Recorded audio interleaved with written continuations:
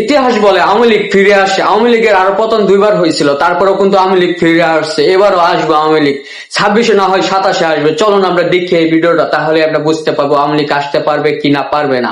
চলুন আমরা সম্পূর্ণ ভিডিওটা ওয়াচ টাইম করি। 26শে মার্চ ইয়াইয়া খান আওয়ামী লীগকে আবারও নিষিদ্ধ করেন। সর্বশেষ 10ই মে 2025 সালে পুনরায় আওয়ামী লীগকে নিষিদ্ধ করা। আওয়ামী লীগ যতবারই বিপদে পড়েছে ততবারই দুর্দান্ত ভাবে তারা আবারও ফিরে এসেছে, শুধুমাত্র তাদের ওই রাজনৈতিক মেধাবী। তাই যারা ভাবছেন আওয়ামী লীগকে নিষিদ্ধ করে দিয়েছে, আওয়ামী লীগ আর কোনোদিন আসতে পারবে না, তাদের ভাবনার মধ্যে মুতে দিতেও পারে যে কোনো সময়। কিভাবে আওয়ামী লীগ ব্যক্ত? আওয়ামী লীগ এখনই দেশের মধ্যে মোটামুটি চলে আসে। 2-4টা বড় বড় নেতা ছাড়া তাদের কর্মীগুলো এখনো মাঠ পর্যায়ে রয়েছে, দেশের মধ্যেই রয়েছে। তারা হয়তোবা ছদ্মবেশে আপনাদের সাথে মিলেমিশে থাকে এবং একসময় তারা পুনরায় আবার ওই দেশের মধ্যে সরকার গঠন করবে, যেটা হবে আওয়ামী লীগ সরকার। শেখ হাসিনা যদি বেঁচে থাকেন তাহলে ভালো, সেই করবে, আর যদি না থাকে তার পরিবর্তে অন্য কে আসবে, তবে আওয়ামী লীগ আসবে, সেটা ইতিহাস বলে।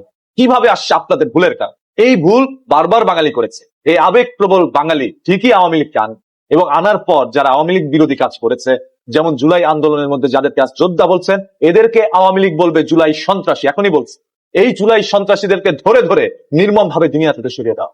তখন তাকিয়ে তাকিয়ে এই বাংলাদেশের জনগণ দেখবে, পরবর্তীতে বলবে এই সরকার ভালো না, ফ্যাসিস্ট স্বৈরাচার, ওকে আবারও দেশ থেকে বিতাড়িত করতে হবে। বললেন আবারও তারা আসবে। আওয়ামী লীগ এই পর্যন্ত 3বার নিষিদ্ধ হয়েছে, তারা পুনরায় ব্যাক করছে। 2বারই ব্যাক করছে, 3বারের বেলা আবার তারা ব্যাক করবে। আপনারা মিলাই নিয়ে হয়তো 5 বছর, 10 বছর, 15 বছর লাগতে পারে, তবে আওয়ামী লীগ কেন আসতেছে? আপনারা নিয়ে আসতেছে। আমি দেখেছি যে অসংখ্য সরকার দলীয় লোক বা বিরোধী দলীয় লোকেরা আওয়ামী লীগকে সাথে নিয়ে বসে চায়, একসাথে ঘোরাঘুরি করে। যাদেরকে নিয়ে ঘোরাঘুরি করেন তারাই আপনাদের বিরুদ্ধে মিথ্যা অভিযোগ দিয়ে জেল করছে, জুলুমের শিকার করছে, আপনাদের বাড়ি ঘর সম্পত্তি কেড়ে নিছে। আজ তাদের পক্ষে আপনারা কথা বলছেন, অথচ আপনাদের সাথে যে কর্মীরা জেল খেটেছে তাদেরকে মূল্যায়ন করছে, যার কারণে সেই কর্মীরা দল থেকে বেরিয়ে যাচ্ছে। এইভাবে বিএনপি একদিন কর্মী শূন্যতায় ভুগবে, শুধু নেতাদের আগমন থাকবে সেই দলের মধ্যে, তাও সব হবে হাইব্রিড।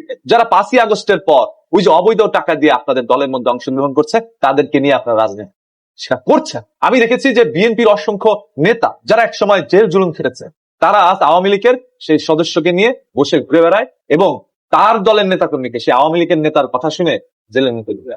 তাকে একটা বিপদে বুদ্ধি কার কাছ থেকে আনছে? যদি বুদ্ধি শূন্যতায় ঢুকেন তাহলে আপনার নেতা হওয়ার দরকার নাই। আপনার মাথায় যদি বুদ্ধি না থাকে আপনি কেমনে নেতা হবেন? নেতা কাকে বলে? একজন জনপ্রতিনিধি। একজন প্রতিনিধি হওয়ার জন্য আপনার তো যোগ্যতা দরকার। আপনি চাইলে হিরো হইতে পারবেন, তবে সেটা হিরো আলমের মতো। আপনি চাইলে সাকিব খান হতে পারবেন না, দুজনেই তো হিরো লাগাইছে নামের পাশে, তবে একজন কাজে আর একজন নামে। এখন আপনি যদি নেতা শুধুমাত্র নামে হইতে চান তাহলে হিরো আলম হয়ে যান, আর যদি কাজে হইতে চান তাহলে সাকিব খান।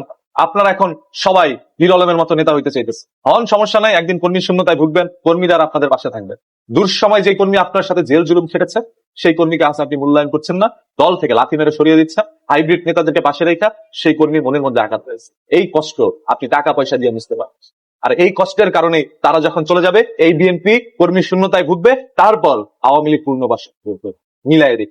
1958 সাল, 1971 সাল আওয়ামী লীগ পুনরায় দুর্দান্ত ভাবে তারা ফিরে এসেছে।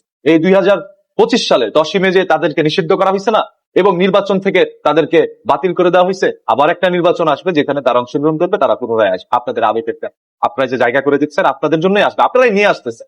ওনারা না আসলে আপনারা জোর করে নিয়ে আসতেছে যে ভাই আসেন, কোনো সমস্যা নাই, ভোটটা আমাকে দেন, কিছু টাকা পয়সাও দেন, আমি সিস্টেম করে দিচ্ছি, আপনি থাকেন এলাকার মধ্যে, সমস্যা নেই। তা আপনারা নিয়ে আসতেছেন, সুযোগ সুবিধা করে দিচ্ছেন।